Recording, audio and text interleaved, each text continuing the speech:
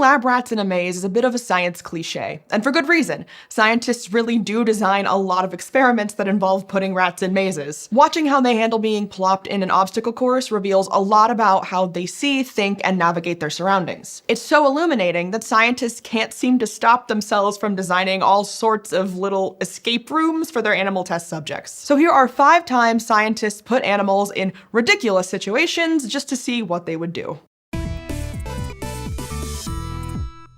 You've likely heard that bats use echolocation to help them navigate. They can find food with ease and fly around with excellent obstacle avoidance, all thanks to a fairly simple concept. The bat makes noise, like a chirp or click, and the sound waves bounce off the things in their environment, such as any tasty insects hovering nearby. The bat listens for the echo and uses that to locate the tasty insect, and also any neighbors or predators that it doesn't want to bump into. It's easy to imagine how this works if there are only a few flying insects and one hungry bat, but what about when there are tens of thousands of insects and hundreds of bats that are also all echolocating? How do bats keep all that sound information straight? To figure it out, scientists added some infrastructure to a natural corridor with a lot of bat traffic. Between these bats' roost and feeding grounds, the researchers installed 4 panels with artificial leaves that were attached to conveyor belts. They tracked how these bats changed their flight speed when the artificial leaves were either moved with the bat's direction of flight or against it. They discovered that the bats flew slower or faster than they did in static surroundings, and their speed change depended on the way the echo frequencies shifted. This means that bats don't just listen for the time delay between their noise and an echo. They also listen for Doppler shifts. Doppler shift is a change in frequency that occurs when a signal source and the observer are moving relative to each other. When the thing that makes the sound moves towards you, the sound is pitched higher as the sound waves get squeezed together. Then, as it moves away, the pitch is lower because the sound waves stretch out as they travel to you, like how the siren of an ambulance changes pitch as it speeds past you. So the idea is that the leaves move in the same direction as the bat's flight. Their echo would be pitched down.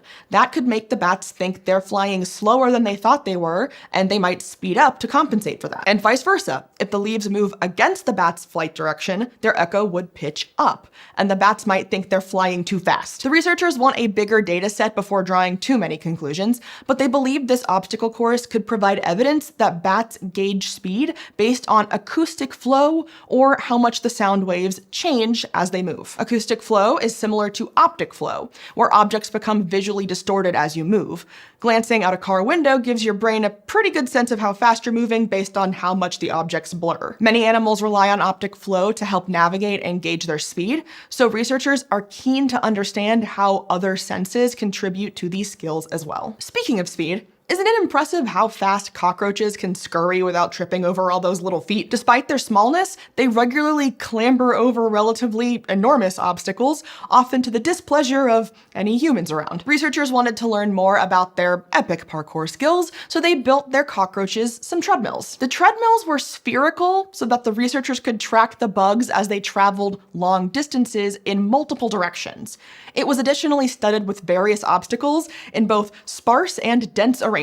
Then the researchers turned cockroaches loose on the treadmill and settled in to see what they'd do. This experimental design was really clever because most maze-type experiments are limited by however big you can make your maze. Even if you substitute a standard treadmill, it's hard to add obstacles. The spiky obstacle sphere solves both these problems, and it lets the researchers track the cockroaches over long distances and for relatively long periods of time, all within a pretty compact space. For example, one of the bugs spent 25 minutes navigating a cluttered environment and traveled more than 67 meters, which is about 1,500 times its body length. Extended data collection like this tells the researchers about the ways cockroaches move during long-distance journeys.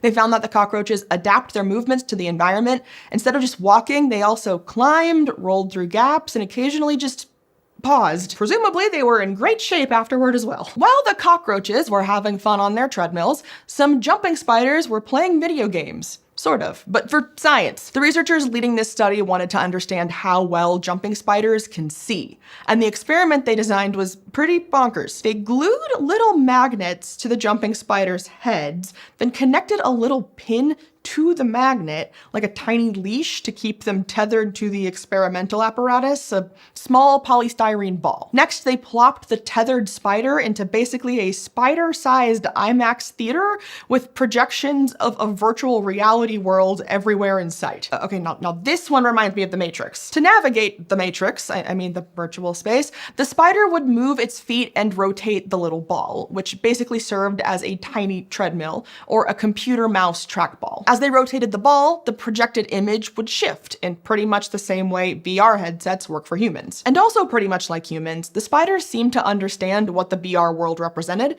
and were able to navigate it the same way they would the real world.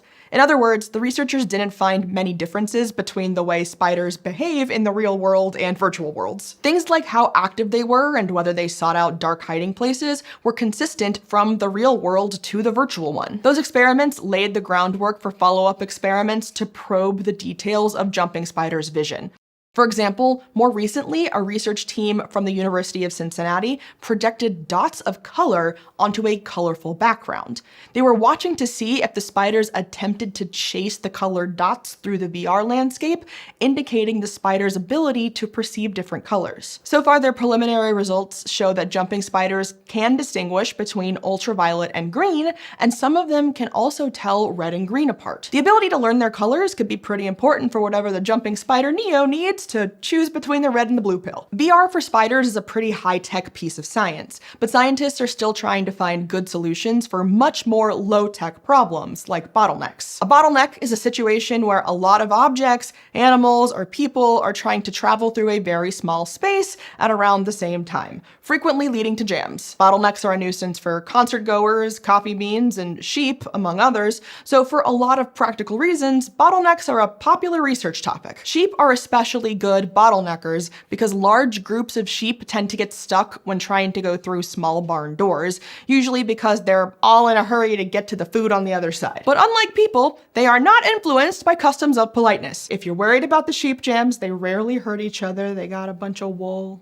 padding. One common sheep versus doorway experimental setup involves placing an object near the front of the doorway. The sheep have to navigate around the object, so it slows them down and helps them get through the door without getting stuck. In one of these experiments, the researchers placed a cylindrical concrete drain pipe with a diameter of 114 centimeters in front of a 96 centimeter doorway. Their test subjects were groups of 80 to 90 sheep, all of them about the same size. They placed the barrier at distances of 60, 80, and 100 centimeters from the door.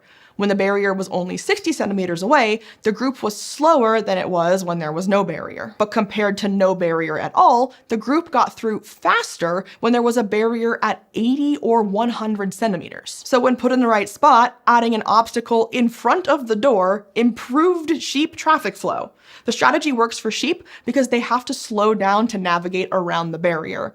That prevents pileups from occurring at the door and keeps traffic moving along. Excellent results. Now let's do this at sporting events and concerts too, please. Unfortunately, it is not quite that simple for people, because while sheep are universally pretty rude to each other, humans exist on a spectrum from very polite to incredibly impolite. And that competitive aspect, or any element of panic, might affect bottleneck behavior more than a well-placed barrier would. So we'll just have to keep researching other methods to keep human traffic flowing smoothly. Ants, on the other hand, are great in evacuation scenarios because they're so good at cooperating. To put those cooperation skills to the test, scientists built an obstacle course containing 3 chambers connected by 2 narrow doors and gave their tiny test subjects a T-shaped puzzle piece to maneuver through it. What is this? An obstacle course for ants? If you've ever tried to move a sofa into a new apartment, you probably know how those ants felt. If you're wondering how the researchers convinced the ants to take up the challenge, the puzzle piece was basically marinated in stinky cat food and canned tuna. This inspired the ants to get their puzzle piece back to the colony at all costs,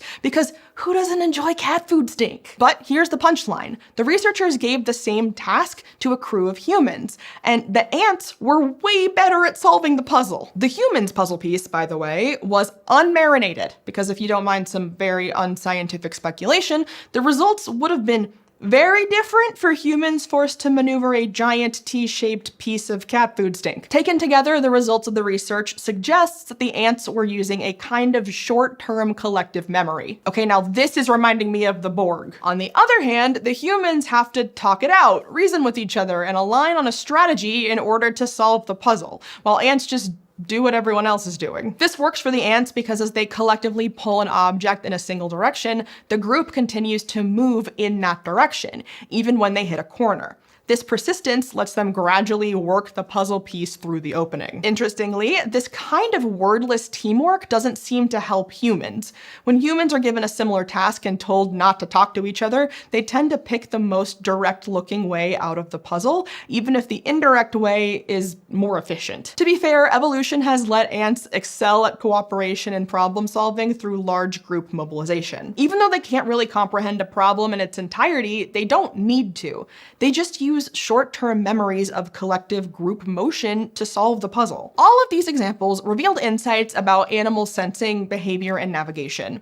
That just goes to show the huge potential that mazes and obstacle courses have for helping scientists understand the way animals think. There's no telling what kind of weird animal escape rooms scientists might concoct next.